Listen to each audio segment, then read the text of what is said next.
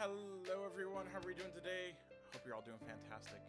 We're back here again with Drive to Go Live podcast, episode 2, with the awesome Mr. Brewhouse Games. That's me! Alright. I hope you guys are ready to be excited and just learn about streaming more and get to know our awesome guest, Mr. Brewhouse Games. Brew, would you like to introduce yourself? Sure. Hi. I'm BrewhouseGames. I like to play games with the community and do like chat integrated stuff and things. Okay. Yeah, I met you like it was quite a few long time ago. I want to say like 2019, 2020. Yeah, and I remember like one of the first games actually. So like I know you play a lot of Jackbox, but the first time I actually watched one of your streams was actually Choice Chamber. Oh yeah. Mm-hmm. Yeah, and I used to like watch that. I used to play it every so often myself, and that game was a blast. I liked it a lot. Yeah, I actually recently just played it again. Oh. And it was just like one of those like, hey, you know what we haven't done in a while? It was Yeah. Chamber, so I was like, well, let's play it. So did that recently. It was fun. It was fun. It's one of those weird ones. You can't use your mouse. So it's you have to like hit your action button. Everything's on keyboard. Yeah, because I know you a lot of games you play. Obviously, you play like a lot of the Jackbox games. You play Clone Jar and Danger Zone, Choice Chamber. What has been actually your more favorite game to play with the community? The most popular has always been Jackbox, just because it's the silliest and the funnest and stuff like that. But Clone Drone is pretty great too. People enjoy trolling me in that one. Okay. Yeah. Which is always fun. It is a blast, I won't lie. Yeah. So it's always I always have to like beg for people to get me out of the first round because like it's like, all right, well, how fun is it really to see me die in the first round over and over and over again? See, I like getting you past like the first like set so that we can get all the new creatures or like all the new robots and everything to get the cooler ones. And, right, exactly. Yeah. So like, yeah, you want to give you some allies to get the cooler ones to kill you later. Yeah, you can just throw all the bow bots at me when all I have is a sword without the deflect option, and then I keep dying in the first round. But whatever's fun. My favorite's the kick bots. Yeah, fuck you. With the kick bots, god damn. What is your favorite Jackbox game? I mean, it's the cliche Quiplash, just because there is the replayability of it's pretty high, and as long as people are like clever with the game, I enjoy the really clever answers, not just like the cum answers. Yeah. That are like the TikTok memes and everything like that. But I enjoy it the most when the people actually like get creative with it. Yes. But other than that, Job went up there really fast. It's a good one. And I love myself some Trivia Murder Party. So, okay. Not everybody likes the trivia games, but I do. Yeah.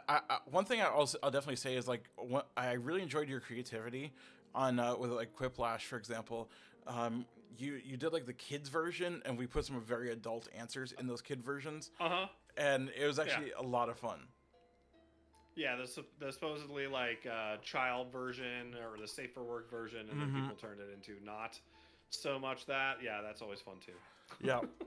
Yeah, I think one of my other favorites besides Joke Boat is Wheel of Enormous Proportion, even though like I'm super bad at that one. Yeah, Wheel of Enormous Proportions is fun. It's a different take on a trivia game where you don't necessarily have to be the best at the trivia to win. Anybody can really kind of win at that one, which is kind of fun at the same time. And Exactly. I like to poke fun at that too because it's usually like the second or third place person that ends up winning it for whatever reason. Mm-hmm. And I'm like, I answered all the questions right though. Ah, you sucking. Yep. Yeah. Yeah.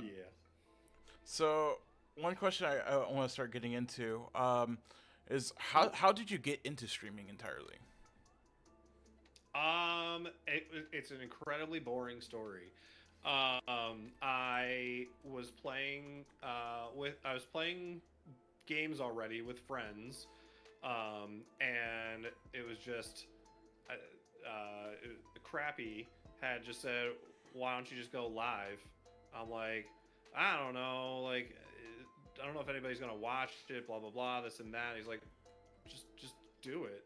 Like, why not? If people watch you, great. If they don't, whatever. You're still playing the game anyway. I'm like, fair. So I just decided to go live one day. Started off with like Overwatch and Fortnite, Okay. and then quickly transitioned into Jackbox as I wanted to play with some friends. Mm-hmm. And then people came on and started playing, and I realized that it was like a fun thing that people actually enjoyed doing. And then I pretty much stuck with Jackbox a good amount of the time to start off with. I was usually doing Jackbox about 3 nights a week or so, Mm-hmm. um, and then started to get more into the variety stuff. Yeah, like I watched quite a few people. Like when I used to play WoW, we had a guildmate who used to just stream Hearthstone when it was like a lot more popular in its early days. Um, and me and my last guest, J.K.L. Harris, we'd sit in there all the time and just sit and poke fun at him all the time, and it was a lot of fun. Mm-hmm. And then he started going live, and I was like, okay, that's really cool. I'm gonna be supportive and everything. And then I was like, you know what? Why don't I just go live? Like, sometimes it's just Yep. like sitting there just trying to think about like just going live and seeing what happens. Like sometimes Yeah. the natural personality can just make everything amazing. And you can just Totally. develop. Yeah. You just don't know what if it works until you try it, kind of a Correct. thing. So, and you also don't know what doesn't work until you try it. So That is also true. you gotta do different things and evolve and stuff like that. Yeah, that's why I've been working on trying so many different things with content creation in general, and I'd love this podcast to keep going and going, and just the nice thing is like no, I've absolutely seen nobody else do this. Like I feel like it's something that Twitch could possibly do themselves, and just doesn't do it. Yeah, yeah. Or talking to streamers about their motivations and stuff like that, and how Like I they. know like OTK kind of does their own thing. They're like Mm-hmm. it's like a brief small time where you get to like advertise yourself, Yeah, but it's a performance base rather than a just a chat base. Yeah. hmm yeah. So it's just like I don't know. I wanted to take care of like the smaller to mid level streamers. That Mm-hmm. way everyone gets exposure and just put it on YouTube. So like if their favorite streamer comes on here and they can like, oh, I gotta check this person out or check out another episode, and it's great. Totally. Yeah. Um, It's fun stuff. so what kind of hobbies do you have outside of streaming? Uh, gaming. Mm-hmm. It's mostly work, and then I just start playing games. Honestly, there's really not much else to it other than being a dad. Yeah. So I mean, I do family things. I play games, and I watch some TV. Not really much TV. Not like TV. More like YouTube Fair. and Twitch. I'll watch them. I'll watch streamers. I'll watch YouTube. I like educational YouTube. Believe it or not, like by educational I mean like Smarter Every Day, Veritasium, all the like like those learning channels. You know what I mean? Actually, Smarter Every Day just put out a video about the solar eclipse that's coming out. That's coming up in a couple months. And watched that today, so that was fun. Yeah, I mean, it's really interesting. Like, even like our age group, and even earlier, like younger age groups, like the Gen Z and everything. A lot of us have been transitioning away from the cable and everything like that, or the live TV service essentially. And sometimes we just we find a lot more entertainment from obviously like streaming, like Netflix and stuff, but even like YouTube and just watching like Twitch and stuff, and so much amazing things. And it's really cool because like I saw an article. I think it was like somebody that works at YouTube or something. They're trying to make a person's YouTube page to be more looking like a TV guide channel kind of thing. So like it has like a playlist. Oh, yeah. And I was like, that's freaking amazing. Like, yeah, that's I mean that's a good feature that YouTube has, is the ability to have like, it's basically just different playlists. And you just can so like you can have like your gaming, like when you're doing gaming stuff, you can do that. You can have your Drive to Go Live episodes as a different playlist and everything, and then you can have your shorts as another thing. So they're all it is good to have pages set up that way. Unfortunately, I don't click on too many of my subscribers or the subscriptions that I have on YouTube. It's just the front page. That like the recommended stuff. So I totally get the value in doing that, but I don't utilize that, especially on TV. You can't do it on like a TV. So like YouTube app on a TV, it's easiest to just go by your recommended. Than trying to go search for your for the people for your subscriptions on the side and stuff. Well, it's kind of funny though, because like the way I look on YouTube on my computer and my phone and my TV, completely different for some, like just my mind works differently. Totally. Yeah. And it's just like the amount of like effort that things work. Like I saw an interesting clip that not YouTube, Twitch, for example, they it's weird that they kind of hide the tier 2 and tier 3 button a little bit, like they kind of hide it, so you have to do like 5 extra clicks to be able to get to it. Wouldn't you want that just like someone hit the like subscription and then they have like the options there? Yeah. To have, I thought you meant if it would default to the third tier 3 or something. I was like, oh god, no. That would be awful. Yeah, that would. But I wish that actually, if you had Prime Gaming, that it would just automatically click the Prime Gaming button, or just let you just be like subscribe for free kind of a thing. But you have to click subscribe and then click the little button, the little box that says Prime. It's just like that's just that extra little barrier. But I understand that Twitch wants money, obviously, and doesn't want to just give things away for free. Well, yeah. So yeah.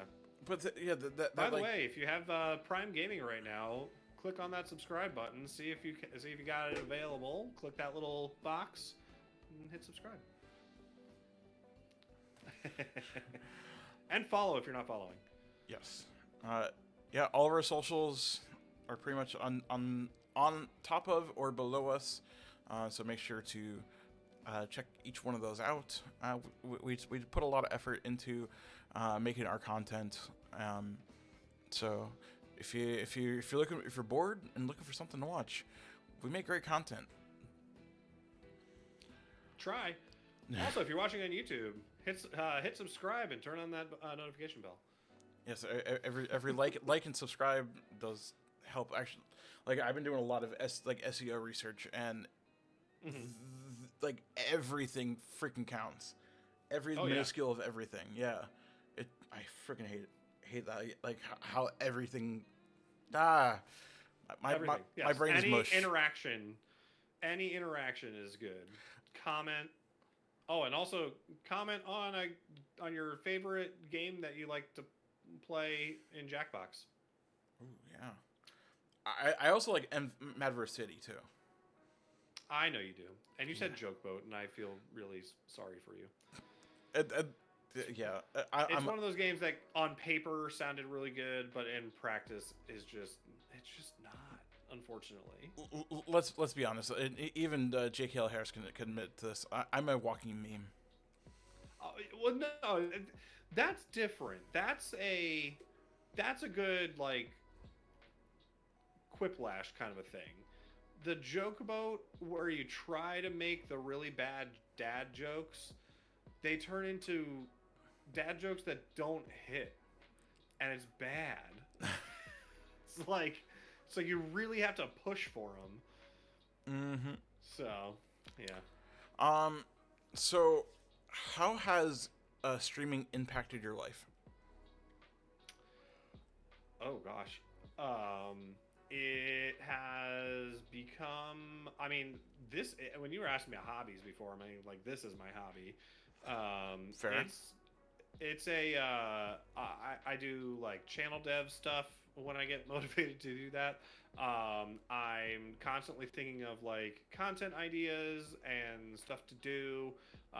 You got communities to run, your discords, your and stuff like that. I take about on average about a half hour to get ready for stream Hmm. beforehand.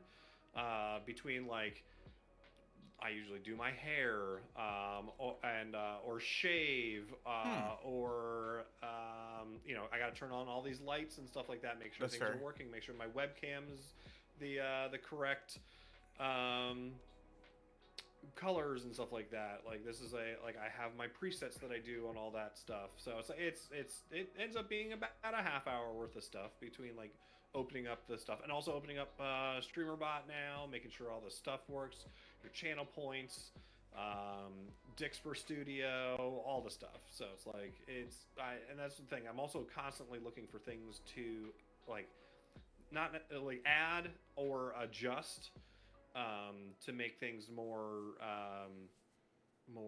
interactive in the best term. Okay. I mean, that kind of also brings me to another great point. So like I know you did a house tour of your house a while back, and I know Yeah. like I know you have a little bit of space on the other side. If I remember, you bought that way. Yeah. You bought like a was it a treadmill desk thing like a Oh yeah. That's upstairs at my work computer. okay. Do you have like a But secret? it's easy. Oh What's up? oh Do I have a secret what? oh your voice your microphone kind of sounded like it changed or something. Oh, weird. It sounds better though. Am I good now? Yeah, that's All right, weird. cool. Um, Yeah. Do I have a secret what now? so do you have like a secret like couch and TV, like your think room over there, where you come up with like ideas? No, I do my thinking here. But no, I mean I have a little futon over there. I have a TV over there that I can that I was watching like Super Bowl on while I was at the computer here. Mm-hmm. Like this is my like little man cave down here. Upstairs is where I have all like my work stuff. Although I might be moving my work stuff down here just to make room for other things upstairs. Like I might do stuff in my kitchen and stuff like that. So I might have to move my table that I have in my kitchen out where I have my work stuff. I got to move stuff around here. I've only been in this house for less than 6 months, so I'm still kind of moving things around. So yeah, what I imagined is you have a couch over there and a TV and like a big old notebook, and then you bring Danny over there with you, and you just like bounce ideas off of him. Yeah, no, Danny stays for the most part. Everything here pretty much stays. I have a lot of work to do over there. It is messy Really? as of right now. It's extremely messy right now. It was going to originally be like my daughter's playroom area over there. Mm-hmm. But then I decided against that because if they're playing around, I don't want anything to possibly hit my computer or do anything weird over in this area.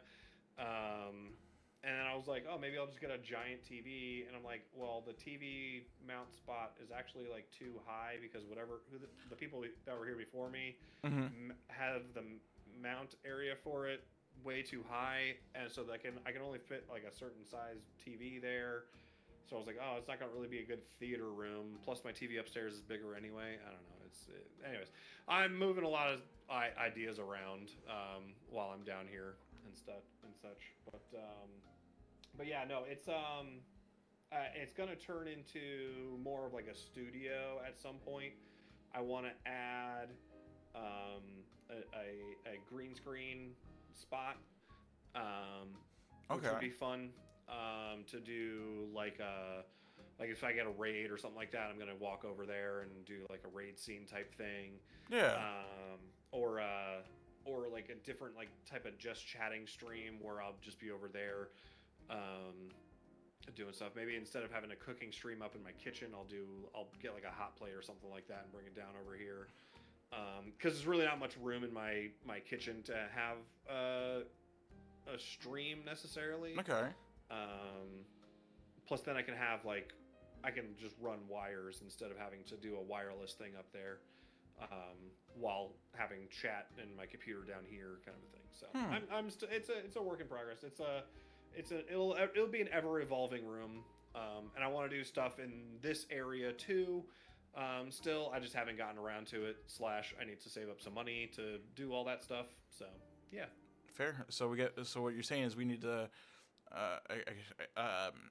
since we're on Twitch, we got a shrimp for Brew to help out with that. Yeah. Sure. We're gonna shrimp. Something like that. Yeah, some nice tasty shrimp. I'm not a big seafood fan though. I'm right there.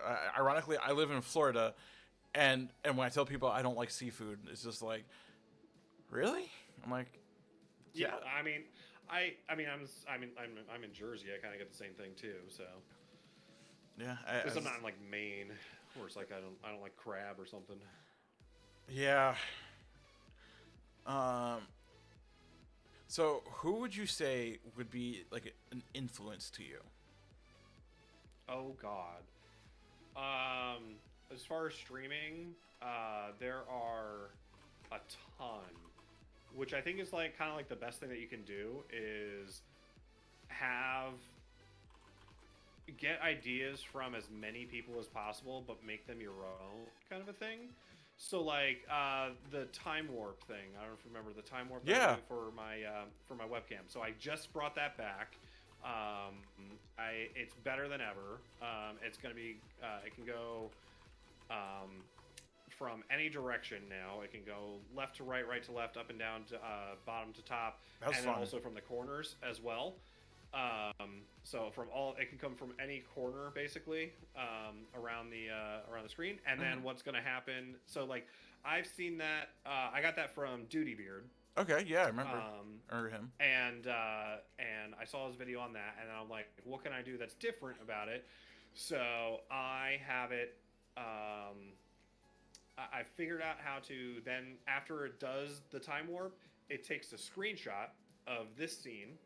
So it's just the time warp scene. Mm-hmm. It takes a screenshot and puts it into another scene, and it goes to that scene for about 5 seconds. And also now, when somebody redeems it, they have to type in something, so they're going to caption it. So it's going to become a meme. So now, so when it goes to the other scene, it comes up with what they typed in for the time warp thing. And I could probably do it, but I haven't yet. Now that I'm thinking about it, I know how to do it. It'll take the Oh no, it won't do it. Right. I'd have to do something different. Anyways, I can still do that.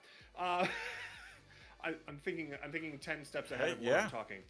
So when you so it takes a screenshot, puts it into another scene, but it takes that same screenshot and posts it in Discord in my pictures section in Discord.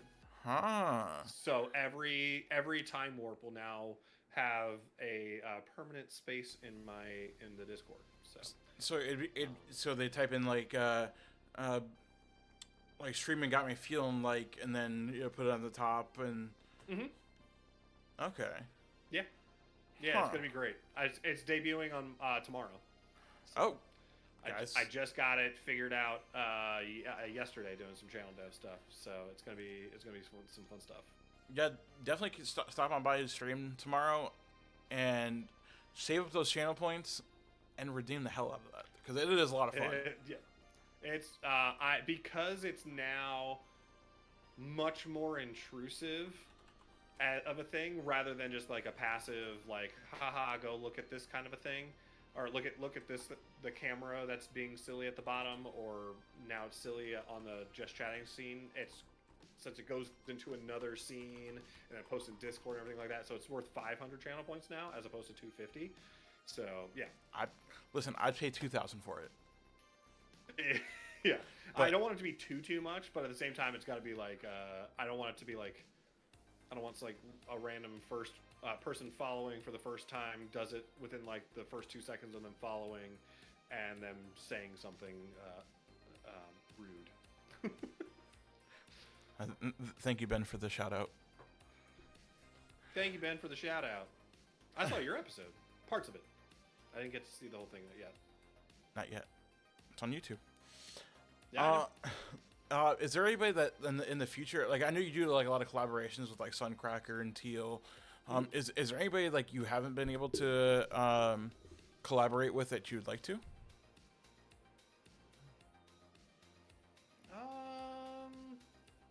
That I haven't collaborated with. I think pretty much everyone that I've reached out to, as far as like to try and collaborate with, has I've done a collab with. I'd like to collab with some of the Elevated guys from OTK Elevated, just because I'm friends with Suncracker. I met them at TwitchCon. I think we get along pretty well, but I know that they also they do a lot of collabs and stuff like that too. So it's more of like, yeah, I guess probably some of the Elevated guys like Mayor Wirtz, Zion, those guys. So, yeah. Yeah, I have another guy I follow on Twitch who actually like he applied for the Elevated thing as well. I know Suncracker does all the time too. And have you ever thought about applying for it as well? No. My brand isn't that. Fair. I'm getting into the more of the just chatting stuff. I've been doing that a lot more. But my brand is the community game type stuff, where I want to. I like to host events and everything. Like I tried the BrewhouseGames for a little bit. I know how to do it a little bit better now than when I did do it. But again, it's one of those you got to try and figure things out. You don't know what you don't know until you do it, kind of a type thing. So I might bring back some BrewhouseGames stuff. Like the Brewkini? And what's that? Yeah, the Brewkini. No, yeah, no, that's more of a reward for things. I'm unfortunately unable to go to TwitchCon this year because they have it so early. I can't go when my IRL job is extremely busy at that time of the year. So just kind of sucks. Yeah, I'd have to try like myself. I'd go, but like I gotta try to figure out. I'd have to figure out like funding and stuff like that. Yeah, well, that's what Twitch is for. Is you just donos and donation goals. I would usually have started it by now. Like I started last year's around this time to start saving up and everything. But and that was honestly kind of what my goal was for my my sponsor giveaway thing that I'm doing. Yeah. Was to have that help supplement as well. Because it actually, my goal that I set last year was a little too low. So I ended up spending spending a little bit more money than I wanted to, but it was fine. I was good. Yeah, you guys look like you had a freaking blast there. Oh, it was great. I want to do it again. I 100% want to do it again, but I can't do it in September. Like it's just not possible with my job, so which sucks. Yeah, like going to conventions is like amazing. Like I went to BlizzCon 3 times with JKL Harris, and like the convention itself, like the first time it's amazing, but like the rest of the times, like we also met up with another guild, and it's just like the memories and the events and everything that you guys create together, and it just creates such a fun and memorable moment. And yeah, it's amazing. It's lifetime memories. Oh yeah, like just seeing Suncracker and Teal drunk and hanging out with them, getting Navius from Elevated drunk as well. That was fun. Bought him I bought Navius a drink on Fremont Street, and we asked for a double, but when you ask for a double on Fremont Street, it's like a quad. It's like really twice as much. So you got like a quad Jack and Coke. Oh God. And yeah, and Navius, who's not really a big drinker in general, he got pretty fucked up. That's pretty great.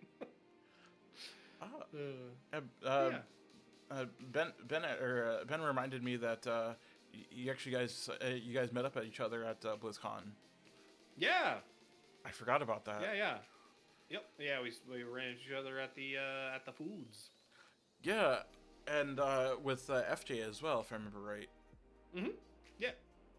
That's of how big TwitchCon is. Like the fact that you guys actually like ran into each other like that is actually really awesome. Yeah, I looked over and I'd recognized. I think I recognized FJ. Okay. And then I was like, oh yeah, then there's JKL Harris. Hello, hello everybody. So yeah, it was really cool. They were literally just sitting like behind me, like in the food court. So yeah. It was fun times. That was also when I ran into the Elevated guys for the first time too. Now, did you fanboy over like any streamers? So you're like, oh my god, that's S-Fan or anything like that? No, because in the grand scheme of things, I mean, I Twitch streamers are just people that just happen to more people know them than know me, kind of a thing. Okay. But they're just people. They're not like it's not like a Tom Cruise or a Jennifer Lawrence type thing. I mean, the biggest one that's closest to that is probably like Amaranth. Just because she's well known outside of Twitch as well. Yes. So, and she's tiny. Really? Yeah, she's only like 5'5" maybe. Huh. Yeah. Oh yeah, she and was, like I didn't expect like cowboy hat. Suncracker to be tall. He's not. Oh, I could have sworn he was taller than you. Then no, he's not taller than me. Oh. No, he's only like 5'9", 5'10". Oh, okay. He was taller than Amaranth. That's why I was like saying that she's tiny. So yeah, so Teal's also tiny. Yes, I was gonna say everyone looks tall next to Teal. Yeah. Yeah, no, Sun's 5'9", 5'10", something like that. And then you're like 6'1", 6'2"? 5'9". Yeah, he's like 5'9", and I'm 6'2". Okay. And Teal's like 5'7". Jesus. So, yeah. something like that. I don't know. They're all small compared to me. Yeah, I remember like the few times we went to TwitchCon, we saw like quite a few streamers, and we're like, oh my god, I remember Harris was or Ben was like fangirling or fanboying over Hafu. Okay. Yeah, and he was like, "Oh my god, that's Hafu over there," and I'm like, "Is it?" Just go say hi. Yeah. I mean, I saw. So it was really funny at TwitchCon. Suncracker fanboys, because I mean that's his TV. Like he Fair. watches Twitch all day long and just like and tries to communicate with these guys too and everything. But I when we first walk in, and I'm like, oh, that's E-Rob. And he's like, where? And I'm like, literally right next to you. And he still didn't see him. But it's like, I'm also 6'2", so I'm able to periscope over everybody. Because not a lot of streamers are really that tall, apparently. And then later, we saw Mizkif. I was like, oh, it's Mizkif over there. He's like, where? I'm like, right over there. And then I was like, go say hi to him. He was going to go wait in line to go say hi to him. But he was literally just standing there. And I'm like, go say hi. He's like, but I have a thing to go online. Just go say hi. Like, he's a guy. Like, say hi. So I went over and said hi, and like he has more clout in saying hi to Mizkif than I would anyway, or anybody else around us would have, because he was on Elevated. And he just goes up and says like, yeah, I was the one that did the video on Tectone, and he's like, and so Mizkif's like, yeah, fuck Tectone, and he's like, yeah, fuck Tectone, can I take a picture? Yeah. So then they took a picture. So yeah, I feel like Mizkif would be kind of somewhat intimidating to like walk up to. He's tiny too. Well, he may be tiny, but like still like the attitude kind of thing. Yeah, I mean, the worst case, it's not. He didn't have. The only person who had like security on them was Amaranth and Alinity. Fair. Everyone else was just kind of like just walking around. Fair. Yeah, I mean, I wouldn't. Yeah. So, but like, I mean, Mizkif. Anybody could have like actually probably just attacked Mizkif. True. And he would have been like, well, I'm fucked. Like if like Kai Cenat was there or something, like I'd expect him to have his whole like group with him too, which would almost be like his security too. Yeah. He's also tiny as well. That actually like there's a question that just kind of popped in my head.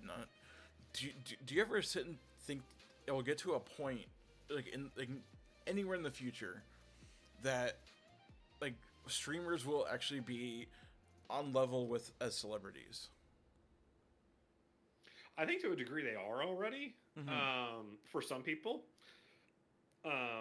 like if the only person that I would really like fanboy over would be like Tim the Tatman. True, he'd be awesome. Or to a degree Ninja as well, but again, those guys would have security around them. Fair.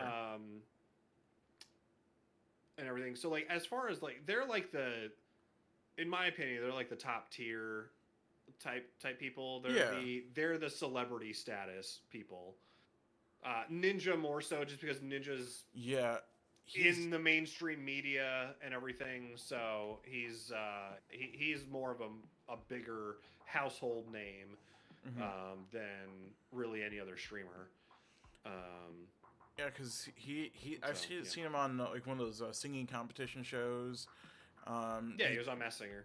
Yeah, that's what it was. Yeah, Masked Singer. He's been on like talk shows a bunch, and Ellen's been on Ellen. Yep.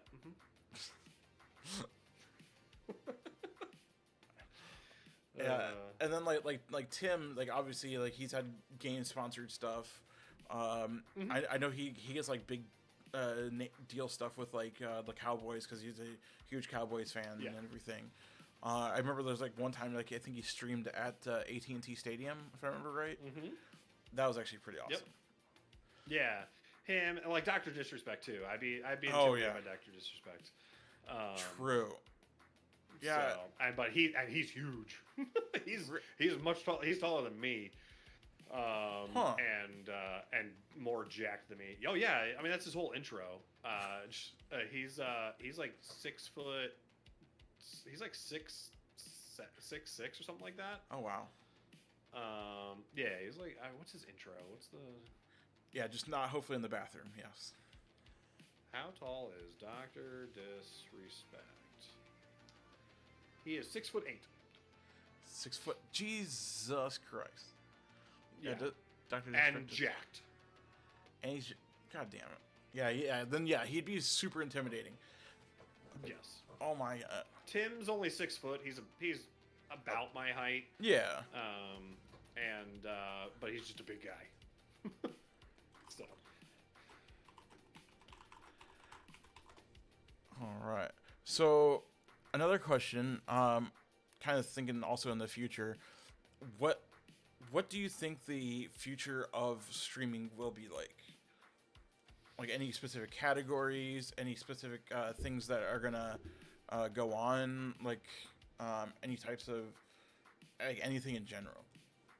I think we're already seeing the trend go away from gaming, and towards the just chatting realm. I'm hoping that the just chatting realm gets a little bit more guideline-y. But I also see that streaming will turn into more of like its own show kind of a thing. There's going to be like the just chatting stuff, but then there's going to be like how Miskiff has Schooled, for example. Okay, yeah. Where he has a bunch of people on and doing like a game show type deal. That's kind of like where I would like to try and go as well, with like BrewhouseGames and stuff like that, and turn my name into a brand, and have it geared more towards like actual entertainment rather than just like social entertainment. If that makes sense. Yeah. So if it's moving away from gaming and stuff and more into like the talk shows, could you imagine it being like more like a G4 kind of thing, like an old G4, I should say? Yeah. And where I mean, gaming will still have a space. It's still going, like esports. I don't think is going away. It started to dwindle a little bit, depending on what game it is that we're talking about. Fair. Like Overwatch went away, but like CS:GO is still extremely popular. Valorant. League of Legends is still pretty popular, and everything in its own space. So those things won't really go away. Fortnite, FNCS and everything like that, that's still popular. So those things will never go away. I mean, in Overwatch we'll still have like Overwatch contenders. And, well, it has the OWCS right now. Yeah, so I don't think it's not going to go away necessarily as far as like that's concerned, but like you'll have like the main content creators for those games, and everyone will watch those people for those. Like everyone's gonna watch Fortnite for Ninja, right? Or Ninja for Fortnite. Everyone's gonna watch, like Emong for Overwatch, right? Emong and J3 and everything, and everybody. So, and Flats. But other than those guys, I don't see that being a good like growth opportunity necessarily. It's more so go live doing things that you have fun with, and try to turn it into something entertaining. Like Duty Beard has started to get into this too. He has Duty Beard and Pals, his show that he's bringing back, which is like a 90s styled, like Tim and Eric kind of vibe show. And it's just something silly that he does. It's a lot of work for him to put in to produce and everything like that. But I see more value in having um, events kind of a thing Yeah, with streaming. like I wish that um, especially like esports is not really huge in the U.S. But like Mm-hmm. when Overwatch League kind of struck a lot of deals with like Twitch and everything for a good while, and I used to see like Overwatch League at Buffalo Wild Wings every so often. I'm just like what? That's freaking I don't go to awesome. Buffalo Wild Wings that often. Right? Yeah, like it was like season 1 and 2, I think. They started streaming it there, and Gotcha. even Back if you when it was actually good on Twitch. yes, so I think season 3 they switched over to YouTube. Um, And killed it. Yeah. yeah. But just the fact of like even if you didn't like Overwatch, the fact that it grew outside of just being on Twitch was just amazing for me. Like Mm-hmm. especially because like if you look at like places like South Korea and everything, um, esports is huge there, and Yeah. like being an influencer is a lot bigger too. Um, it's Yep. yeah, that would be like a dream for me as well. Like just seeing everyone being able to grow and have fun and be outside just on your computer or your phone, like like you go out to eat and you're like watching your favorite streamer somewhere. Um, Yeah. Um, yeah. The entertainment business in general. I mean, everyone's running away from cable, mm, and going more towards streaming services. But then streaming services now are starting to yeah, jack up their pricing and stuff. and you can't And there's so share. And, many of them, and then there's like exclusivity things with certain things. Like the fact that I could not watch the Super Bowl unless I had cable or I subscribed to YouTube TV. specifically Paramount Plus. Oh, oh yeah. It's like, so you're saying like, so I had to get that. I got myself that free trial period thing for Paramount Plus in order to watch the Super Bowl because I don't have cable. Yeah, that was weird because like I have YouTube TV and I bought the NFL package And you and couldn't watch it. I couldn't watch it. I'm like, what the fuck is that shit? Yep. Yeah, that's the same thing. Like that, I used to watch a ton of baseball, but now there's only a certain number of places where I can watch the Yankees, and only for the regular season. Because then in the postseason, it's like exclusive with like either ESPN or or something else, or even if it was like the MLB network kind of a thing. I Mm-hmm. don't subscribe to that. But if I watch the MLB network, I can't watch the Yankees there because it's blacked out in my area because that's the local one, and I have to watch it on my local channel. It's the most streaming Mundane. TV is like the worst now. So that's why that's why I've just gone over to like YouTube for the most part, and just watching things that I know that I can watch and subscribe to things that I know that I want to watch that entertain me. And And like that's the cool thing about like streaming services like Twitch and YouTube and Mhm. even like Kick or anything like that. Like you can just have fun and be entertained and not have to. I guess technically you have like restrictions. Like some people stream on certain platforms. Uh, although like it's been really nice that Twitch has opened the floodgates that you're allowed to technically stream on other platforms now. Correct. Yeah, the multi-streaming thing has been great, but at the same time, too, for me, it kind of I'm kind of pigeonholed into Twitch right now because if I'm doing Jackbox, for example, Yeah. um, I have Twitch integration in Jackbox, Ah, so yeah. therefore you have to be logged into Twitch in order to play with me. Because if I open it up, that means that anybody from anywhere can log into the game and just start saying awful things, and I don't know where to ban them from. I don't know how to moderate it Ah, really. I didn't think about that. So, yeah, and Clone Drone has a Twitch integration, and Choice Chamber has a Twitch integration. So like that's also why I'm starting to branch out a little bit into the just chatting category. So that way, if I can become as successful with the just chatting stuff as I was with the Twitch integrated stuff, then I'll go back to my multi-streaming on YouTube and everything. But at the same time too, I've also pigeonholed myself into things with channel points. For example, you can't do channel points on YouTube.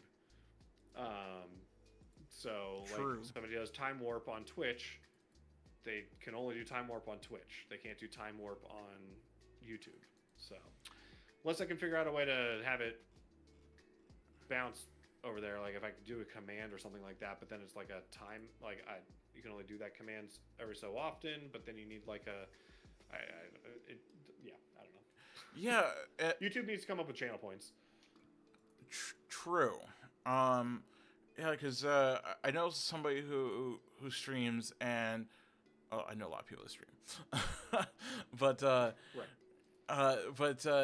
The fact, like, they also stream on TikTok, and what he does is he's like, hey, I'm live over on Twitch. You can get your drops and everything as well. So yeah, it's interesting that like everything's kind of still exclusive on Twitch, because it's like the Walmart of streaming.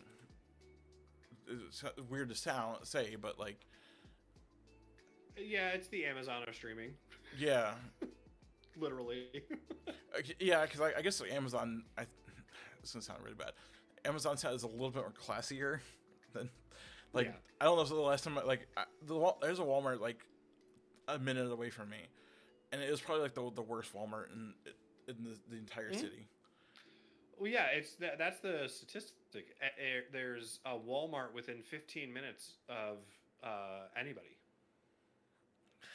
like throughout the whole country. That's crazy. Yep, I have a Walmart within 15 minutes of me, and if it's not 15, it's like a half hour or something like that. Yeah, I was like, so yeah, like Go ahead. Sorry, I was just saying you can get your groceries at Walmart anywhere in the country. Yeah, run into a Walmart. I prefer I live in the South, so like Publix, like it's a little more expensive, but like it's a better shopping experience. Yeah, way better. Wegmans, Meijer. Wegmans, yeah. Yep. Oh yeah. But I'm just saying, like for like 95% of the country, yeah, Walmart is right there. But Amazon is accessible to everybody that has internet. So true. Immediately from their home. So I don't know how we got into this conversation. Actually, yeah, we're gonna steer right back into on the road. So, what kind of challenges do you face in content creation? My biggest challenge is the way that I've branded myself and the way that I do my content is very heavily reliant on chat, like actually talking to people and having participation and everything like that. So, I mean, I could go. I've done it a bunch of times where if there's not a lot of participation, I'll just pivot and start playing a game, kind of a thing. Mm-hmm. But I know that's not really what people want to tune in for me is my gameplay, because I'm not the ninja or a Shroud or anybody like that. So I try to narrate my gameplay too. But it's never really worked well for me as game and streams type stuff, where when I do have when I have people chatting with me and mm-hmm. stream and everything like that, my streams they're incredibly fun, at least they are for me, and I hope it's fun for everybody else watching too, and keeps everybody engaged. and we're doing like fun things and talking about fun stuff. So Yeah, I know you have like the other really cool like integrations of like the um, Tangia, like the AI hmm voice thing, or you can have like drunk brew say something, or yep. I think there's and what was the other one, or you um The ask like the GPT, oh yeah, Brew GPT or whatever. yeah, Yeah. That's fun too. And then also, yeah, then just in general, just the channel point redemptions too. Um, I like to try and change those up every once in a while as well. Like I used to have a just we'll just give me a chat GPT prompt and I would just type it into chat GPT and then just would read it back. Like hmm, that's something that anybody can do. Like anybody can just throw it in there, but I'm gonna do it on stream and we're gonna look at the response together. So yeah, that was fun for a little while. But now that I have the Ask Brew GPT thing, I got rid of the Chat GPT thing because I'd rather it's like let's just use the Changia voice chat thing because that's funnier to me. makes sense. So yeah, Okay, so what are some of your most memorable experiences streaming? I just laughing in general. There's very few streams where I didn't laugh during stream. Mm-hmm. Um, and every time that I do, I hope that it comes across as genuine because it is. Yeah. Every time I laugh, every time that somebody makes me laugh at something, I am genuinely laughing. And I'm also like, and again, I'm also trying to change up things too to make things new because I can't laugh at the same thing like more than like maybe two or three times Yeah. type deal. Which is why Quiplash, when people just be like, I was just thinking haha, that. come. It's Yeah. like I'm not laughing at the cum jokes anymore, guys. Like, come on, let's move on. Let's do something more witty, and be more clever. Because I know you can do it. And we do it enough. Like it's and especially when it's like the same like chatters and stuff like that all the time too. I'm like, come on. That, It can be it's silly. It's silly like one time. Um, like beans. My God, why is yes, I beans was funny? just thinking that. I don't know why beans is funny, but apparently me getting angry at beans makes it funny. But I don't find it funny. Yeah, like the first like I think year and a half of watching I you, don't get it. it was just like the joke was Brewhouse Beans. I don't get it. And I genuinely don't find it funny, but but everybody finds it funny that I don't find it funny. And then I laugh at everybody for laughing at me for not finding it funny. I'm like, I don't get it. Yeah, but it was funny. Oh God, I know, and it still is every once in a while. Yep. Because people will laugh at it, and I'm like, it's not funny, and they're like, yes, it is. I'm like, okay, it's funny. It's funny again, still. Yeah. But yeah, I'd say like uh, my most memorable moment of that I can remember for yours. There was there was a time where you took your very extended break. Not when you're moving to your new place, but like when you thought you were yeah. going to stop streaming. And then when you came back, you came back with like a lot more like a brand new intro and all this stuff, and it was just a cool experience. I loved it. Yeah. Yeah, that was that was the start of the rebrand of me. Mm-hmm. And since then, I've even evolved more, like way more. I got two different stream rooms since then. True. I went from strictly green screen to the old stream room that had green screen elements in it, and now I'm in this area where there's no green screen, which is interesting. It's just it's been an interesting growth for me there. But then I got these, which has Mm-hmm. been awesome. The lights. It's a more of a physical thing. And then I would like to, though, incorporate. I want to bring green screen back, like I was saying, and have like come up with find a green screen spot. I don't know exactly where I want to put it. I was originally thinking right next to my desk, but I'm really actually thinking like over there, kind of a thing. But then I'd have to like walk farther. I don't know, I have to think about it. But I want to bring back like green screen elements to do more like, because I had a lot of fun doing green screen stuff. Right. And I want to bring back and have that be something fun to do again. So Yeah, maybe I'll do something with, when I get a cat, I'll do something with green screen there too. I had this giant green screen, and I have some ideas too. I was like, I just don't. It's in a different part of my room, and I was like, if I move it over here, I don't want to like it'd be weird, just seeing this big old green screen randomly. Well, yes and no. You know how like I had my my two little picture frames in the back of the old stream room, right? Oh yeah. I had the bubbles going all the time. Yeah, you could do something like that where you integrate the IRL with that, and I could show you how to do that because it's not a simple just throw the green screen filter over it right. over your whole thing, because otherwise anything green in there is going to turn green. So you gotta including like what you wear and stuff like that. So, but if you throw it up, I'm gonna see if I can point the right way. Yeah, that on that side of you,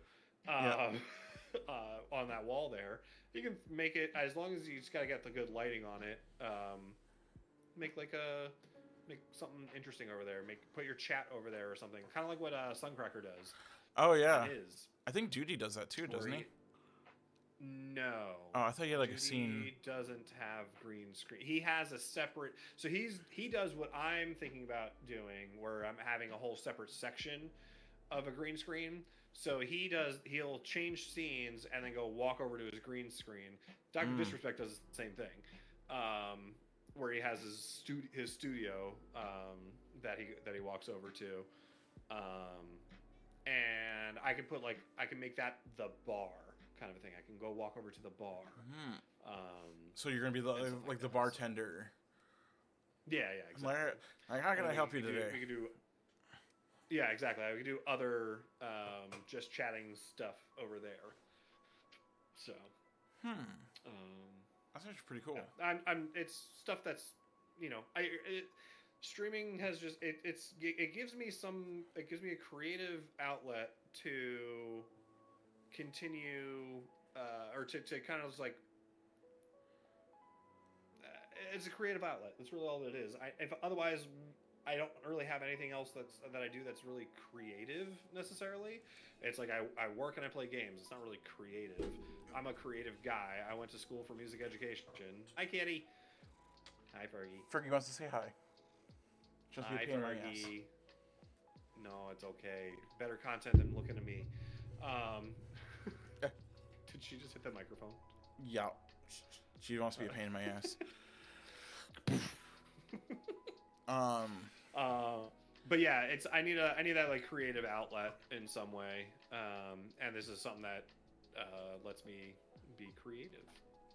Yeah, and like art in general, like whether you do streaming, like photography, videography, drawing, anything like that, like it helps unlock your creativity in general, and it helps like de-stress a lot of times too. Totally. Like even if you play like more like artistic video games that are just like calm and relaxing, like even those are just amazing. Yeah, Minecraft is my therapy game. Fair.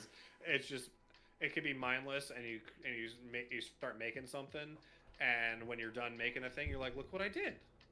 I created this. You could be working for hours on something, and it's just as good as like painting. Like I painted this, or I made this. Like I won't lie, I thought about picking up some coloring books the other day. Like I was like, coloring books are great. Yeah. And I was actually watching a pretty funny video. It was talking about how there's some AI ones that like it was like AI generated pictures, and you could tell there was like the wizard had like two toe thumbs. Like the thumbs Oh were God, toes. that's funny. It's like, what the fuck? You can also there's a website, I forget what website, but you can just Google it, where you can submit like pictures that you take too, and it will turn it into a coloring book, um, Hmm. and like a paint by number type thing. Um, Interesting. it'll like black out, just give you like the outline of everything, which is really cool too. Hmm. So yeah. Um. So if you had to give some advice to anybody who's thinking about starting streaming, Mhm. what kind of advice would you want to give them? Just do it. It's not. There is no real barrier of entry or anything like that. It's a you either choose to do it or you choose not to. Mhm. Um, and then if you need help, like setting those things up, that's YouTube is phenomenal for that.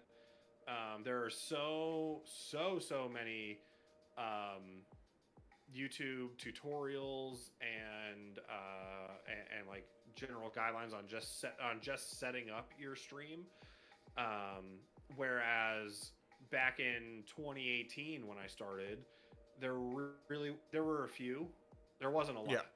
lot. It was like the basic ones that like Streamlabs had, Oh yeah. and everything, and like that was about it.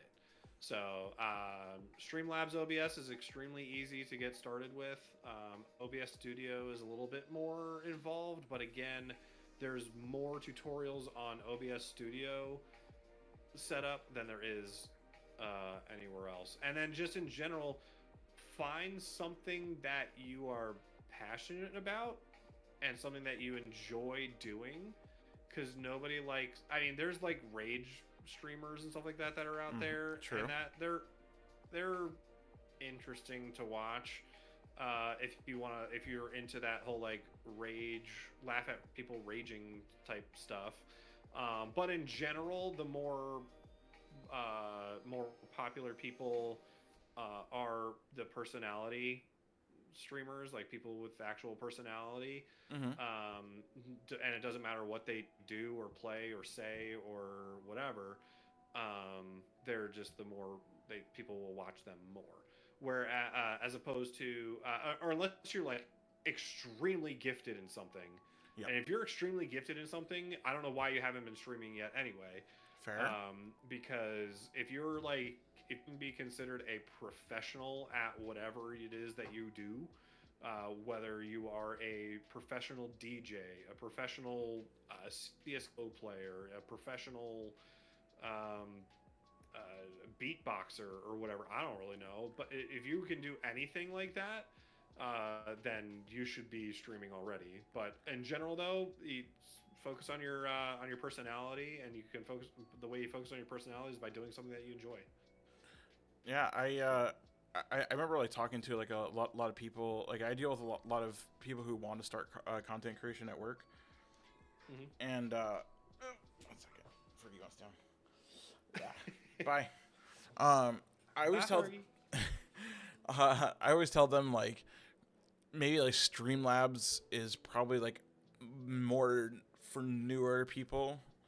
Mm-hmm. It feels like it's a little bit more like training wheels kind of thing. Um, Yeah, they have like free overlays and stuff like that. mhm. And then like when I first started, there was like Nerd or Die, Mm-hmm. that would like give like a free basic overlay stuff too, and I was like sitting there using that for a good while, and I Yep. yeah, there's so many resources and it is amazing. Yeah. Stream Elements is great Hmm. for a lot of stuff. Streamlab. The only reason I say Streamlabs over and over again, it's more versatile, where everything is built into it. Yeah, You also need a better computer to run Streamlabs. true. It is a Because little more it heavy. uses your yeah, it uses your CPU a lot more, and which will affect games and such. But if you have a decent computer, then go with Streamlabs. But otherwise, Stream Elements and OBS Studio go together very well. Yeah. So just need good. You also just need decent internet too. True. Yeah, I remember like I used to try streaming with like I think it was like 10 megabytes down and like like 5 up. Yikes. Yeah, the bit rate was not great whatsoever. No. Yeah, you need at least I'd say you need at least 10 up to make it watchable. Yes. So download, it could be whatever. It's more so what you're pushing out that's more important. So yeah, and and like you don't even need a webcam. Like there's people who have gotten like really popular. Like I used to watch Moon a lot. Like Moon was so popular even without a camera. And then like one day he just kind of like, boom, here's a camera. And yeah, Moon. I used to watch Moon a lot. I don't really watch him much anymore. If he's still doing it, actually, at all. I haven't watched him really at all. Actually, you know who's really popular? That I thoroughly enjoy. That doesn't have a webcam is Let's Game It Out. I haven't seen. Let's Game It Out is YouTube. First of all, is on YouTube. He was part. So Let's Game It Out. It was 2 guys, but now it's just the one guy. Because they kind of broke up and did their own thing, kind of a thing. But anyways, but now the Let's Game It Out guy is on Twitch, and no webcam, but he's got a really good voice. We'll put it that way. And he's actually live right now. I just looked over and noticed that he was on. But his YouTube videos are absolutely hilarious. The way that because he plays like sandbox games and just tries to break them, kind of a thing, and the way that he does it is in a very hilarious way. But anyways, I digress. But yes, the main point of that is that you don't need to have a webcam, but get yourself a microphone. Yes. Because you can't if you don't have a webcam or a microphone, what are they watching? Like. I'd rather just go on YouTube to watch it. Somebody else narrate their thing. And honestly, headset microphones are perfectly fine. The headset microphones have come a very long way. I started with a Red Dragon gaming headset, and that was my microphone. It sounded fine. I did that for years. I did that for like at least 2 years. 2 or maybe even more. And then I went to another headset. It was my Corsair Void. I remember that. Just I was just talking into my headset the whole time, and I would do like silly things like talking to the microphone like that. And then I moved on to an actual microphone. But I've only been on a microphone with like a boom arm and everything like that. I've only been doing that for maybe 3 years. Oh wow. 3 or 4 years. What year is this? It's 2024. Yes. I've been doing that for maybe I was on a headset for probably as long as I've been on a microphone. Because I also in a way miss being on a headset too because I can't hear myself. And I feel like I'm yelling half the time type thing. So next thing I'm going to get I have one that I can put in on this one. I actually just brought it down. I don't know where I put it.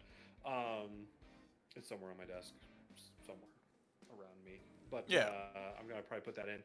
But I'm going to use that. I'm going to have to go back to using that if I'm going to go walk over to the other section type thing. But I'm going to have a button that'll just switch from this microphone to this microphone, and then when I come back, I just press the button again and it switches back. So it'll just switch my my source. Yeah. Yeah, I used to use the little I guess headset, the arm boom arm on the headset, Mhm. and then I was like oh man, everyone's using a Yeti. I gotta get a Yeti. And Oh, yeah, they're okay. well, and They have no software. They're kind of well rough. they do now. Yeah, because they're part of that. Because Logitech. what, Razer, Logitech. Oh yeah, Logitech Hmm. bought them out. So yeah, so now they're part of the Logitech ecosystem. But Correct. even that's not that great. Yeah, and then There are better plugins that you can get. yeah, like Elgato does really good with their software. Yeah. Even still though, I have the Wave, Hmm. but I have a plugin in OBS that's my my mixer basically, Hmm. um, to get me to sound the way that I do. Yeah, I still think like my voice every time I put anything out, it sounds like hot garbage. Um, You just need to. We can work together on that. yeah, I mean I'm using You gotta boost the right things. yeah I have so I decided to go a little bougie after the Yeti. As you can tell, I'm using an XLR microphone, and I bought myself like a little Behringer like single port Hmm. amp, and it's really I like it. You know, I think I do hear the difference. Don't get me wrong, but I still think I Hmm. sound like hot garbage regardless. No, yeah, it's yeah. There's a couple of things that you can do. I, I want Like I to said, little plugins. yeah, I want to take my hot garbage and turn it into radio voice eventually. But Yeah, so that's I'll show you my plugin that I have. It's a Reaper plugin, I think it is. okay, I haven't looked at it in in a long time because it's one of those set it and forget it kind of things. I tried using a voice mod to try to like tune some stuff. The voice mod one's not good. Yeah, You need one with actual like EQ on it. yeah, yeah. I tried it. And I was just, like, I even tried making like a video with it too, and it's like when I bring it into my editor and try adjusting some stuff, and it's just like it messes up completely. I'm just like, yeah, let's stop using that. Yeah, so you can use I use one where it's a plugin in OBS. So Okay. it's OBS that's that it doesn't have to go through something into OBS to then compress it. It's just in OBS Hmm. to do its thing. So I'll show you Yeah. when I'm done. Oh, I'd love that. All right. So we're to the Because I mean I sound pretty decent I think on stream. yeah. It's like Like I sound younger than I am. Also look yeah. younger, but um I mean, but for like a USB mic, I think I sound pretty good. yes, I definitely would agree. I'd look at like one of those like Shure like MV7s or like I'm not to the SM7B Hmm. stages of content creation yet, but Yeah, it's that's also like when you get when we're talking about microphones. Like I said, the real I had the same plugin on my headset mic, and that's another reason why I sounded pretty decent was because it's just a matter. It comes down to like how well you mix stuff, and having the right microphone settings. By the way, it's so easy to find on YouTube. It's so easy to find. Harris Heller. There you go. yes. He actually inspired me to buy the Rode Pod mic. Yep, Because it's good mic. for the price and for how it sounded, it was like the best of both worlds. Yep. Yeah. So yeah, when you so it doesn't it so the plugin won't affect your Discord Hmm. sound. I don't think. Yeah, I don't care what I sound like in Discord. Um, but because I mean you sound fine on Discord. But on but the but it will affect your OBS sound. So Um, so I thought of I thought of something that you told me. I kind of remember bits and pieces, but I guess it'd be a cool thing to like tell people. Um, how did you get the name Brewhouse? oh yeah, so that's a little bit more of a in-depth story. Yeah. So Brewhouse Games originated back from my WoW days, where my WoW character was Sam Adams, and all of my alts that I had in WoW were variants of Sam Adams beers. Um, so then I started to stream. So when I got into streaming,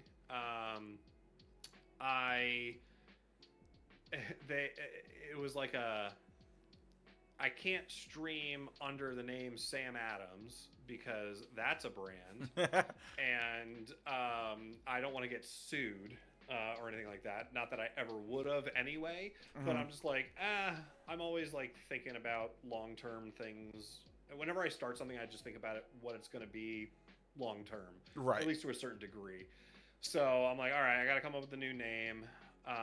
But I want to stay like kind of on brand as far as like Sam Adams and beer and blah blah blah. I'm like, what about just like a generic brew house? And so like I typed in brew house and it shockingly was not taken. And then so I was under brew house for probably a good solid 6 months to maybe a year. Okay. On Twitch. I got affiliate on Twitch with the name Brewhouse. And then once I did, actually, no, yeah, it was only a couple of months that I was Brewhouse. Because then after I got affiliate, I chose, I was like, all right, well, Brewhouse is like also pretty generic. Yeah. And if you Google that, it comes up like a billion like things. So I'm like, what if I mean, I play games. I was playing a lot of Jackbox with the community and everything like that. What if I'm just like, instead of Jackbox games, what if I'm just Brewhouse games? So it evolved from Sam Adams to Brewhouse Games, in that way. You could have been Sam Adams Games. Yeah. I mean, yeah, I think Brewhouse Games sounds better. No, was one of your characters Boston Lager? Yep. I had a Boston Lager, I had a Winter Lager, I had a Cherry Wheat, I had, although my friend, as far as Boston Lager is concerned, my friend was a dick and took, on the server, took Boston Lager from me, and so I had to spell it as a doofus, as in Boston Lager, as in like a log of wood. Logger, Boston Lager, as if I was like a lumberjack in Boston. But yeah, I had Oktoberfest. Yeah, all of them. You should have spelled it the Boston way, with like two A's. Laager. Yeah, Lager. I think I may have tried that, and that was like taken too or something. I was like, I don't know. But yeah, I was like, well, alrighty, you took my name, you asshole. And he wouldn't give it away. He wouldn't give it back either. Yeah, I was like, I think that character only ever got to level 1. So wow. He just made the character as like a haha, fuck you, and I was like, I hate you. So it was a joke. I mean, it's he pops up in my chat sometimes too. Zex Cooley. Okay, yeah. Yeah, it was him. Oh my god, I'm gonna call him a jerk next time I see him. Yeah, that asshole took Boston Lager from me. But yeah, yeah. Wow. I don't know if WoW is still my most played game. Even though I've been playing Overwatch for years at this point, I would spend hours and hours and hours a day playing WoW when I was in college and even after college. I had over 365 days worth of playtime on Sam Adams alone. Yep. Not to mention all of my alts, where there was easily the same amount of time on all of those. So, yeah. Yeah, I have a character named Jelly Shaman was my main character. Mm-hmm. It was a troll shaman, Taz Dingo. And yeah.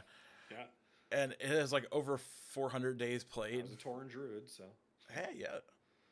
Uh, I mean, even Ben, he has like he was Elfbane, and Mm. yeah, he had a huge like a long time on one of his characters, and then I look at like one of my alts, and it was just like it's like 200 days played. I'm like, Jesus, I play this game way too much. Yeah, yeah. I've literally lost years of my life in that game. 10 years for me. Now, granted, I say lost. I've spent years of my life in that game, in playtime. So I also I know this is a stat that I can look up. I want to know how many hours I have streamed since 2018, Hmm. and because it's not because I only do, but again I only do like 2 or 3 hours, maybe 4 hours every once in a while Yeah. of streaming a couple of nights a week. So it's not as much as WoW, but I've streamed a good amount. Yeah. I thought about like going back a few times, and it's like, nah. I really shouldn't. Yeah, it's a job. It's a job now, and I couldn't do that on top of my job and streaming and everything else. And So it's not even that fun to watch while streaming. So it's just like, no. yeah, unless you're doing like big dick tournaments and arenas and shit like that. Like nobody wants to watch that. Yeah, and even rating now isn't like it used to be, Mm-mm. where it's like you had to like heavily prepare for rating, and you now it's like I feel like I've seen people just kind of like just go like, oh, you guys want to go do this raid, and they'll just go in and do the raid and be like, all right, that was fun. It's like okay. And it only gets difficult when you're going in on like the mythic level kind of a thing. But there was no such thing back in the day. It was Yeah. just go in and do the raid. It's it's it is yeah. So Yeah. I remember those days it too. was difficult for the sake of being difficult, and people now it's gotten too easy Um. in my opinion to just be casual. So I also like know a really fun fact is that you play instruments, if I remember right. Yeah, I can. Like, what kind of instruments? I mean, I went to school for music ed, so I can play everything at a fourth grade level. I can play the pants off of fourth graders. That sounds awful. I can play circles around fourth graders, and they. But my primary is clarinet Okay. and saxophone. I know I'm so cool. Uh, It can be but cool. Sure. Although I have recently started thinking about getting back into it and getting back into it in more of a technological way, where I could get like effects pedals and stuff like that, mic myself up, and get like loop pedals and Hmm. all that other fun stuff. I could technically do that if I wanted to. That is nowhere near my brand though, and I Yeah. may have a second channel that I've thought about and actually have uh, that hasn't been implemented yet for that. So, but that maybe I have to practice first. Would that be like I need to get back. Brewhouse tunes? Nope. Um, it's not that. But it's close. It's just brewhouse music. Um, as Ali put as that, which is kind of cool. Which I believe is a thing. I haven't gone on it Hmm. at all. I don't. I didn't. Yeah. Anyways, yeah. I gotta practice. I gotta practice for like a good solid couple of months. But the problem also is that I stream in the evening, and I live in a townhouse. So Hmm. to play a clarinet at 9 o'clock, 10 o'clock, 11 o'clock at night, I think that my neighbor would call the cops on me. So In the basement though, like wouldn't it could be kind of a little bit more I am thicker? in the basement, but it's still it would travel. Okay. It would travel. It would be more so. I'd have to make it like a video, like a YouTube series kind of a thing. I'd have to like film during the day while I have some downtime at work, like those like 5 minutes that you would normally talk Yep. to your coworkers or whatever. I don't have coworkers. I'm just like, I gotta get away from the computer. I'll just play my clarinet or something for like 10 minutes and do that. So it's the joy of working from home. Um, I don't know. It's just something that I've been thinking about in the background Okay. as like a yeah. Yeah, But then I also work from upstairs, so fair. I used to play. Well, obviously, like, I feel like every middle schooler plays the recorder at this point, and that you learn hot cross buns. And then like my teacher apparently thought I was somewhat decent at playing the freaking recorder. I didn't know you can be considered decent at playing the recorder. yes. But he's like, "Oh, you should try out for band." I'm like, "Okay, you know." Well, fair. So yes, recorder is the pre-band instrument, and they do use that as an intro into playing instruments. And they'll say that to literally everybody, though. Oh, To be perfectly honest, damn, I wasn't special. No. I mean, there are people who. Well, no. Actually, no. Here's my question. You were pretty good at recorders, so did they ask you to play a specific instrument? Or No. did they just say you should join band? I should join bands. Oh, you could have just joined as like percussion or something. Because a lot of times what recorder is kind of really good for, and this is also this you're now getting into my actual profession. Okay. What recorders are good for is to find out if somebody's going to be good at like say flute, clarinet, saxophone. Because if you're covering the holes correctly and you're good with like the actual like fingering of those, that's good, and you can probably be good at a woodwind of some sort. Yes. If you're just like good and generally making a decent sound on it, you can probably play brass or something. You're not, and the fingers aren't super coordinated. Trumpet's only 3 fingers, so you can maybe do that, or trombone or something like that, where it's a large motor skill.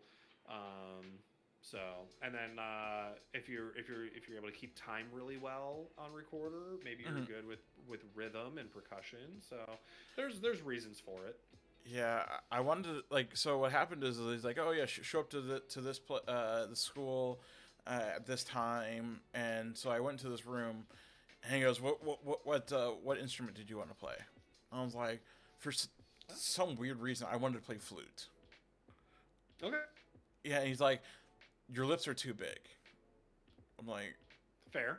Okay. He's like, "I want to play drums." He's like, "All right, so here's some sticks. Try playing some drums." I'm like, "Okay." I'm just like, yeah, and he's like, "No, you're terrible." I'm like, "Oh God." Okay. And he's like, "Here, I got the perfect instrument for you." So he hands me this trombone, and yeah, I played it for a good while, and my poor mother trying to hear me practice this fucking trombone.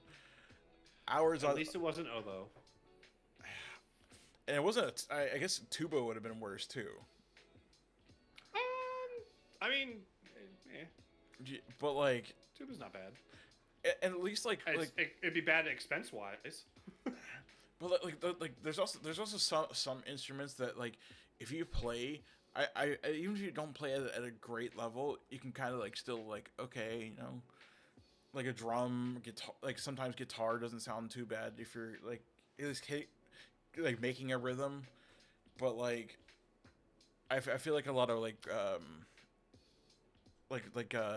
brass and stuff like that, it's just like doesn't sound good if you're not good. Woodwinds are worse. Because you got clarinet, saxophone. Yeah, you got squeaks. Fair. Yeah. I didn't think clarinet, about that. You got squeaks. Flute, you got like either no sound or like you overblow and get like really high pitched stuff. You can get but then there's like oboe, which just sounds like a dying duck when you first start off. It's awful. Brass, at least, it just sounds like you're like farting. Like that's the worst that it can sound like. You're just like. Yeah, I'm like. Yeah. It was terrible. That's why loud. I wish They're just loud as well. Well, and like I watch another guy like sometimes when he's in like the Overwatch queue, I'm pretty sure he has like one of those like drum sets that's like electric drum sets. Hmm. And he'll like sit and play that and while he's in the queue. And I was like, okay, Yeah, I would sit and listen to this for like ever, like keep playing. yeah. Seth Drums is really good. If you ever saw him on Twitch. I haven't. There was another. Seth Drums. He's really good. He's one of the more popular guys. He's on TikTok and stuff like that too. Maybe I have seen him Also, actually. yeah, when I come across him, he does like the chat will give him Yes. songs to play with. Yes. And yeah, he'll play along with them, and a lot of times they're like meme songs and everything. They're really good. Yeah, I've come across him a few times, and yeah, he's just like, oh god, no. Hmm. Yeah, him. And if you want like a smaller streamer, Andrew Core is another one. He played with one of my buddies, the Compliments at Okay. TwitchCon, and they made like a little band together. Him, the Compliments, and Andy the Frenchie performed at TwitchCon. They were really good. But he's really good too. He has like one of those like he has multiple camera setups kind of thing, where he'll just like switch between camera things, and he has lighting and good lighting and stuff like that. So he's more like it's like a performance whenever he streams. But he also chats too, so he's cool. But for whatever reason, he's a smaller streamer, so he could be a bigger streamer. He's like a Seth Drums, but just smaller, unfortunately. Yeah, and like even like watching people like make like music digitally, like using a program to and just like making music, like that even just like them watching them and listening to them like try to make music is actually pretty fun too. Mm-hmm. Yeah, T-Pain is on Twitch, and he does stuff like that. So that's always fun to watch too. My friend from high school streams every once in a while now too. Jess? Jess Novak, Mm-hmm. just Novak Band, and she does that. She did that a lot during the pandemic because her main thing is to gig. Mm-hmm. And when gigs weren't a thing, she got on Twitch, and she grew really fast because Yes, she's she did. really good. She gained like well over 1,000 followers really fast. And because a lot of musicians turned to Twitch for during the pandemic because they can't go on tours, they can't go on gigs, they can't do anything. So they just were like, okay, well, I heard about this, I'm gonna go play my music over here now. So yeah. Sometimes I'll actually like actively seek in the music category and like and just like try to find someone like that looks like they're having some fun with it. And I'm like, okay. Yeah, if you're not following the Compliments, he hasn't streamed much recently. There's been some things going on. The Compliments, Greg over there, and Alicia, it's usually Greg, but Alicia will join as well every once in a while. But he does like looping and stuff like that, playing the piano, guitar, like little like drum effects and stuff like that on there, and then he'll sing along with stuff too. He's insanely talented. I know a couple of good music streamers, and that he's actually introduced me to as well. So, All right, so we're getting to the little known side of BrewhouseGames is the music side. Yes. Yeah, that's why I wanted to kind of like ask about it a little bit. Yep. So we're getting to the final point. I want to see if chat has any questions for you. So if anyone in chat has any questions they want to ask Brewhouse, feel free to ask, and we'll see if any questions roll in. Totally. My favorite color is blue. That makes sense. Yeah. You would think it'd be orange though, because orange is like my brand. True. Yeah. but um, but that's another little known fact about me as well, is that I'm very much into like psychology and stuff. Mm. So color theory is a thing for me, and I know that like orange is like a welcoming color, and a not and not intimidating, and an inviting color. So Except if it's caution. uh, it depends on the orange. My orange isn't. Oh, fair. We do have a question. Yep. Ben asks, "What is the most important part of stream prep for you to help mentally get ready?" I will watch other streams or YouTube things. One of them is I like to watch Tim the Tatman videos on YouTube, because they're usually it's usually a decent it's usually like a good vibe for me to get into it. I'll watch something.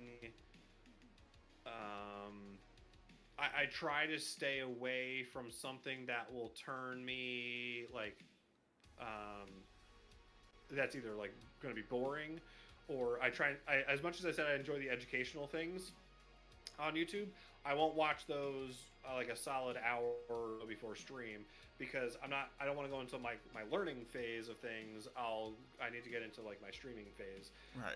I'm not I'm extremely genuine when I'm streaming. What you're seeing now and what you see on stream in general is just me.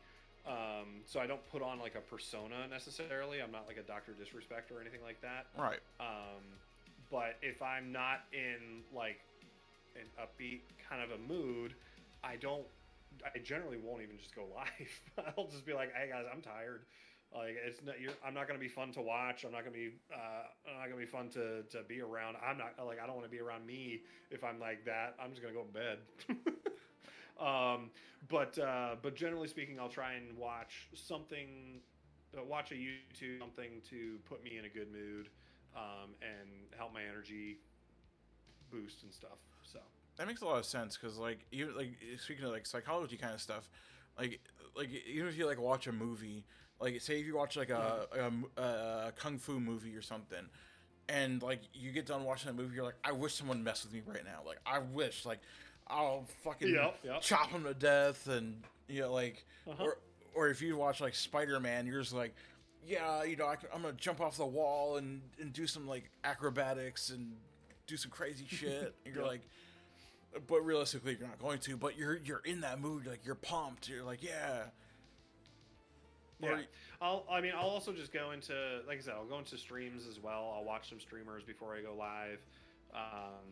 See if anybody's talking about, see if anything like popped up during the day that I didn't know about, that I didn't catch on Twitter, or anything like that too. And I'll just be topical as well.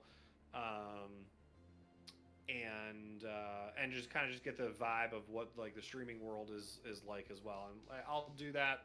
I'll do that probably at least an hour before stream, hmm, to kind of get my mood up there. Like I said, I go live at like live at 8:30 Eastern. I could technically go live earlier, but I get off. I'm done working at 5. I'm gonna eat, and then like I could go live right after I'm done eating, but I haven't done all that like mental prep and everything like that to get mm-hmm. into it, which is why I like getting into it around like 8:30 for me is when I'm ready to go. So Yeah. Uh, yeah. yeah, like the like I messaged you like, or no, you messaged me at like I think a little bit before 7. I was like, I gotta try to jet out at 7 o'clock. Hurry up home, and yeah, it's rough, but Yeah.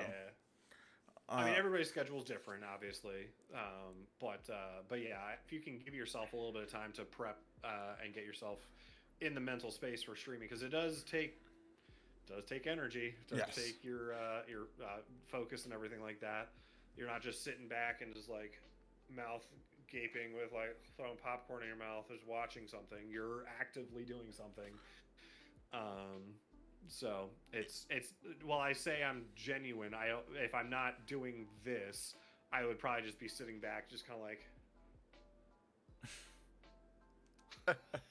kind of like really boring type person. But when I am talking to people, when I'm hanging out with people, like this is kind of how I am. I mean, we play games. Yeah. I'm usually like this outside of streaming like that too. So I get a little bit angry at certain games, but you know, A little. No. No, I fucking I mute my mic a lot of times. I'm just like, motherfucker! I swear to God, you're out of place one more time. No. yeah, Like, yeah, like prepping mentally for me is like, even for like when I go to work or to streaming, like I have like some music I'll sit and like listen to, like with like different spectrums. Like you've seen one of my playlists, and it's just like it's kind of everywhere. Like I'll listen to like the Hives, or I'll listen to like Little John and the East Side Boys, and just like it's everywhere. And yeah. A good pump up jam list is probably a good way to go to get yourself ready for stream. I don't listen to like Coldplay before you start streaming. That's probably not something that you want to do. I mean, But you can do Viva La Vida. It's kind of a little more upbeat. even that's more like it's like an ethereal. It's not a pump up song. Fair. It's like a sound wash, um, kind of a thing. I can't think of any Coldplay song that I would put as like a pump up song. You know. Yeah, or you're not gonna listen to Evanescence before going to stream. Right. Yeah. You're not gonna listen to My Heart Will Go On from Titanic. Oh god, Or I Will Always Love You. And I like my heart will go on. It has this weird like memory for me. Like I want to say, what do you mean by heart pump up song? It can be in a weird way, but oh yeah, Wake Me Up. Wake me up inside, I can't wake up. Yeah, that's a pump up song. But I used to watch. It was like in the Mist of Pandaria time. When StarCraft 2 was like really popular, there was a streamer that my friend was watching. He's hitting like destroy people in StarCraft 2 while singing "My Heart Will Go On." It was the weirdest thing ever. Funny enough, when I like one of my very first streams, I was playing. I was thinking maybe I'll have maybe my brew house vibe. It would be like a classical music type thing, like just like a very chill vibe. So I'm playing Overwatch with like classical music in the background in like one of my very first clips. I think I have it downloaded, and I don't think it's on Twitch anymore. I think I got rid of it during the whole like DMCA purge time. Right. And I actually I know I have it downloaded somewhere, but it's just me playing Junkrat, no webcam because I didn't have a webcam at the time, but like just me and a microphone with like classical music playing, and I'm just like every once in a while I'm going wee, woo, that was fun. It's so funny and cringy, but at the same time, I like look back at it, I'm like, I was onto something actually, because like playing Overwatch to classical music was pretty funny, especially as Junkrat as like the chaotic character that he Right. is. So yeah. Although like wow, what's that one classical song like dun dun dun dun dun dun dun, dun Yeah. and then like it like Beethoven's Fifth, yeah. yes, and there's like like listen to that while playing Junkrat would be like kind of more fitting, I guess. Yeah. True. Dang, why did DMCA have to ruin everything? God damn it. Yeah, I know, right? No, I mean that's free. That's free use. Oh, that's true. William Tell Overture. Yeah. Yeah, it's old enough. Yeah, just like the birthday song now. Yeah, it's technically old enough. No. No, birthday song Birthday song is not. is legal. It's old enough now. It is it? When Yeah, did that be it happening? had it had its birthday. It wasn't that long ago. Like the restaurants weren't allowed to sing it. Yeah, Because they're legally not allowed to sing it. Oh, interesting. Yeah, it's awesome. Well, no, I think the more revised is actually a little bit better, but Happy birthday to you. oh god, I used to work at an Applebee's a long time ago, and like when you get a birthday, it's like the worst fucking thing ever. Oh, I know. Because They like come out with that off chant. well, not only that, like you're in the middle of fucking dinner rush, and you have to gather every fucking server to this one area to come sing out the song for like 10 seconds, and then like hope your entire day hasn't been fucking ruined already. Yeah, I purposely I don't do that to my kids. When we go out for their birthday, and I was like, I'm not doing the birthday thing for them because first of all, I hated it as a kid, and I'm not gonna embarrass my kids like that. I'll just be like, we'll get you dessert. I think I can afford dessert. I don't need to have their childhood trauma experience. Wow, my chair just almost broke. Childhood like trauma experience of having their birthday sung to them at a restaurant by random strangers just for a free scoop of ice cream. Like, there's a Mexican restaurant here that they'll give you some free fried ice cream. No, your meal is free. You get free fried ice cream, and then they put a sombrero on you and take a picture. And they want you to pay for the. No, it's called Iguana Mia. Oh, there's a place called by me when I was a kid called Chi-Chi's. I think I remember that did that, and I have that picture somewhere, and I fucking hate it. Like that again, trauma, childhood trauma. I hate it. I hate birthdays sung to me. I never bought the picture, ever. Like I have a sombrero in my closet. Come on, we're old enough. They just picture with a Polaroid and just handed it to you. Oh no, they wanted $5 for that. That's what I got. Oh, why? They gave you a free dessert, but charged you for the picture. And meal, free meal dumb. too. Oh well, at least free meal. That's kind of nice. Yeah, that's worth $5. So yeah, I know. We're giving you this free meal. Can you give us $5 for this Polaroid that we just took? Otherwise, we're gonna have to throw it away. Because that's how cameras worked back then. I'm not. Well, yeah. It wasn't that like it was my teens, but like. Oh, okay. I have a sombrero in my closet, and I have cameras galore. Like I can take my own goddamn picture with a sombrero. Speaking of which, I should get a sombrero. I need to get silly things. Oh yeah. Space for it. Well, let's see what St. Patrick's Day is coming up. So I have my giant tall St. Patrick's Day hat. It's great. Yeah. What should I do for St. Patrick's Day? I should probably figure that out. Yeah. Green beer. That's all I know.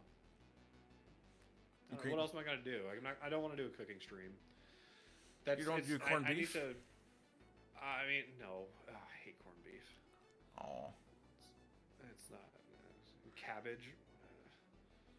Give me a Brussels sprout.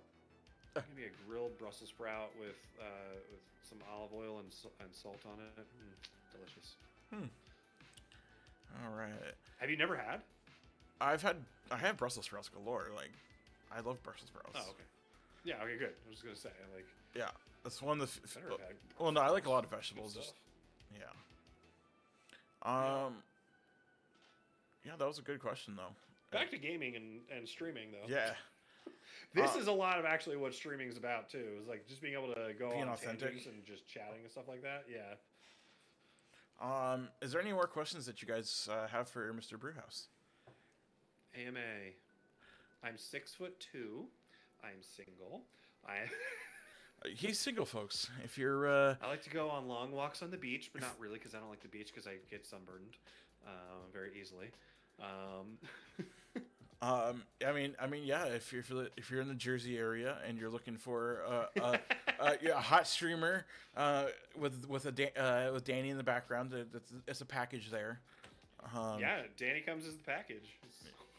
Yeah, ladies. Call me. No I can't OnlyFans. even imagine when I start streaming or when I start dating and I bring people over. I'm gonna just quarantine off the basement. Like you're not allowed to see the basement until we're dating for at least a solid month. Like I don't want you to see this and just be like, the fuck is this guy? Yeah, like I have there's a guy locally who he's relatively larger on I think like TikTok and everything, and he has like a bald head and like he has like hair around, and he wears like a pink mask to hide it, and and uh, and he's like, if I had to describe that to a lot of people at your job, because he comes in to like buy stuff and for his like streaming and everything, or in his videos, and he's like, if I had to describe that to anyone, it'd be really weird. That he like takes a pink furry ski mask off, and to reveal his face. Yeah, like I mean, I'm gonna be open and honest on my dating profile, but like at the same time, I'm gonna just open up myself to. I feel like I'm just gonna open myself to weirdos. Like, my name is. I don't know. My name is BrewhouseGames. I'm an adult entertainer. I also like music. People call me daddy on the internet. You can call me daddy too. Yes. You can call me daddy not on the internet. Oh God. People spend currency to call me daddy. Oh God. Not quite. They can do it for free. It's true. Anyways, yeah, that'll be the next step in my life after I get a cat. Cat first. Yeah. At least one. I might get two.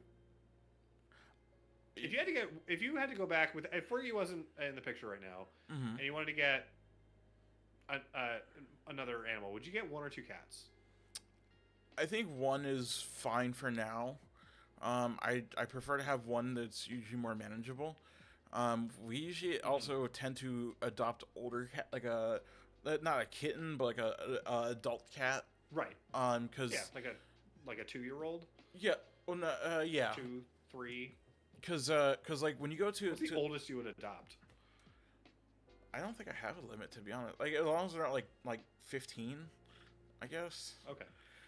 If they make it that long, but yeah. But like Fergie was a different exception. I rescued her from a warehouse. Yeah. But like the way we always look at it is anyone will pick up a kitten. Like those, right? Like, but like people won't look at a lot of adult cats, so like they need a home or else they're gonna be put down. So like we always looked at the adult cats, and they stay with you for quite a few years too. So yeah, but like you said, yeah. Unfortunately, it's like if there's like a 10 to 15-year-old cat out there, it's like I'm gonna get emotionally invested in something in an animal that I know is gonna not be around that much longer. So it's like that's why I'm cool with like I want a cat. I want to adopt a cat that is at least house trained. I don't want to have to go through the whole. I don't want a kitten. They are. I don't want a kitten. Fair. They will be good for somebody else, but not me.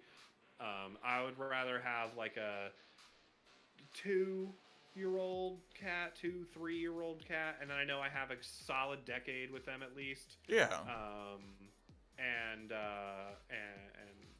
That I can mentally get around investing my emotions into, and everything. So, yeah.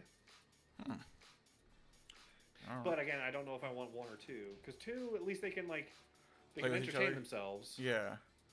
Yeah, and I don't, and I work from home, so if I have one, I feel like if I get one, it's gonna just constantly be on me, kind of a thing. But if I Fair. have two, then I have to worry about them getting into trouble and doing stuff. So That is also true. I don't know. Yeah. I just hear some crash while I'm on the phone with the client. Just be like, I'll be right back. I need to make sure my house isn't on fire. But anyways, Yeah. yeah, I think that's my dilemma that I'm in right now. Is between one or two cats. Well, I will say like the cats, like the past couple cats I've had before, growing up, when we went to them, they were freaking smart cats.